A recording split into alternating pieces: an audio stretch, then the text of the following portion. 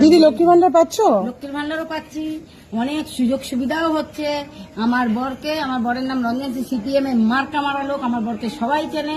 কিন্তু সিপিএম এর লোকেদের ফোন করছি, হ্যালো আমি বাইরে আছি, অবশ্য কিছুক্ষণ পর শুনেছি চায়ের দোকানে বসে চা খাচ্ছে, ক্লাবে বসে গল্প করছে। 1 সেকেন্ডের জন্য কেউ ফোন করেও নি, কেউ আসেও নি। অবশ্য পৃথিবী মিথ্যা কথা বলবো না, ও অ্যাম্বুলেন্স করে দিয়েছে, খোঁজ খবর নেয়। যখনই ফোন করি কোনো লোকের দরকার পড়লে পরে আমাদের দোতলা থেকে নামানোর জন্য লোক পাঠিয়ে দেয়।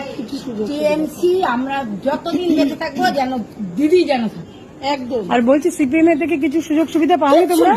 কোন সুযোগ সুবিধা কজনকে আমার, কেন তোমরা তো সিপিএম করতে? আমি সিপিএম করি না, ও আমি স্বামী করতাম, হাজবেন্ড করতো। এই নিয়ে আমার সাথে খুব লাগতো। আমি বরাবরই সোদপুরে থাকতাম, আমি তৃণমূল পার্টি। আচ্ছা আচ্ছা। বরাবর আমি তৃণমূলের থেকে থাকলে আমরা সবাই ভালো থাকবো। সিপিএম এর থেকে কিচ্ছু পাওনি? কিচ্ছু দেয়নি কোনোদিন? কিচ্ছু দাও তো দূরের প্রশ্ন।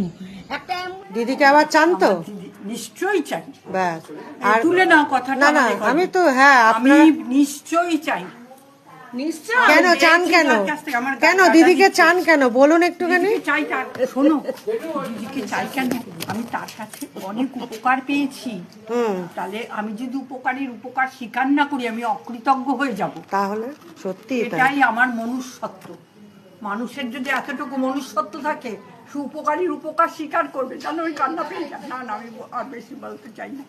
খুব উনি আমাদের যথেষ্ট করছে, একজন মহিলা হয়ে উনি কি না করছে বলতে, জন্ম থেকে মৃত্যু পর্যন্ত প্রত্যেকটা ঘরে ঘরে পরিষেবা পৌঁছে দিচ্ছে।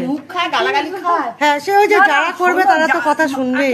মানুষের দিদাদের টাকা কি হয় ছেলেদের দেয়, ওতে কি চাকরি দিলে একটা কাজ হতো। এইসব লোকের কথা বোন, আমি খুব এইসব লোকের কথা। আমি স্বল্পেতে সন্তুষ্ট।